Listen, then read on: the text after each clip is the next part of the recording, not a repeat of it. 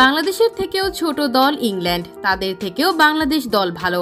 ইংল্যান্ডকে হারিয়ে ম্যাচ জয়ের পর বাংলাদেশকে নিয়ে একই বললেন সাউথ আফ্রিকার অধিনায়ক এইডেন মার্করাম।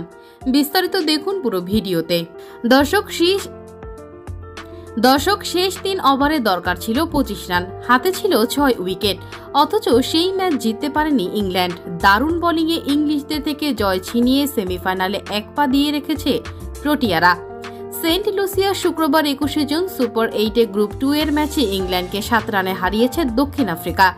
164 রান তাড়া করতে নেমে নির্ধারিত 20 ওভার শেষে 6 উইকেটে হারিয়ে 156 রানে থেমেছে 3 লায়ন্স। এদিকে ইংল্যান্ডকে হারিয়ে সাউথ আফ্রিকার অধিনায়ক এইডেন মার্করাম বললেন, আমাদের ব্যাটসম্যান বোলাররা দুর্দান্ত পারফরমেন্স করেছে, যার কারণেই ম্যাচটা জিততে পেরেছি। সবার জন্য শুভ কামনা রইল।